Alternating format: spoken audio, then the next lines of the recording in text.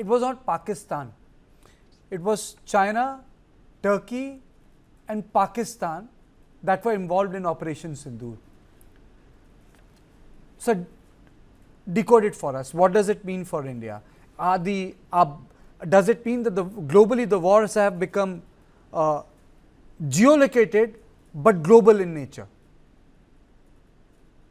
Oh, yes. So, the first and foremost, of course, in India, we were talking of two and a half front war or a single front war. But now we have to be very clear that any single front would be supported by one country, definitely, and maybe more countries, as has happened in this short period of Operation Sindoor.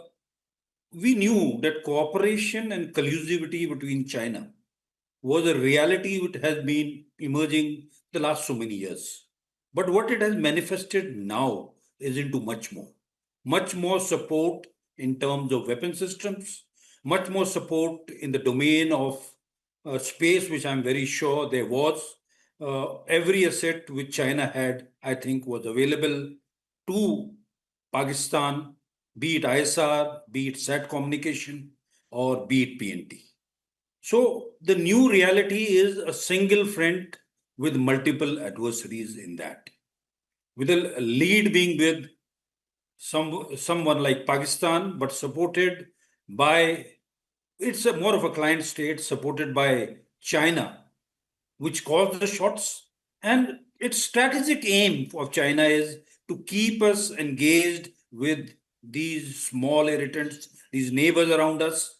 That is not only Pakistan, but other neighbors also, whom they keep instigating, be it Bangladesh, once upon a time Maldives or Sri Lanka, and they put in their efforts even in Nepal.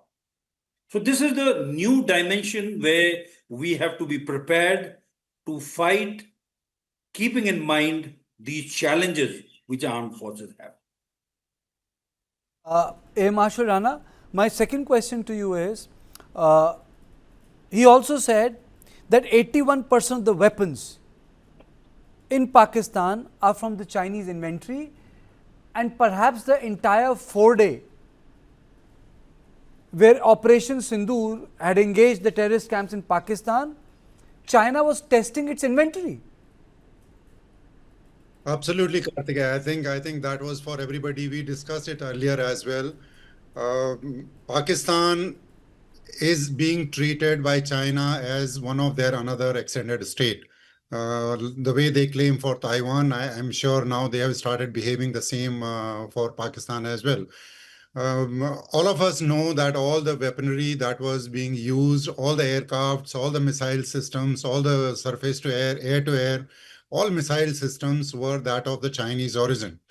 And if you see in 65 and 71 wars, it was mostly the US weapons.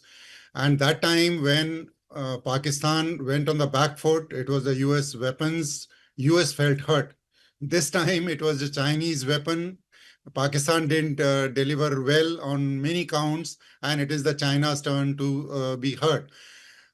They have been utilizing the Pakistan as their own laboratory, like rightly Deputy Chief stated. Every single weapon that most of these weapons are actually tested first time. PL-15 was tested first time. Okay, the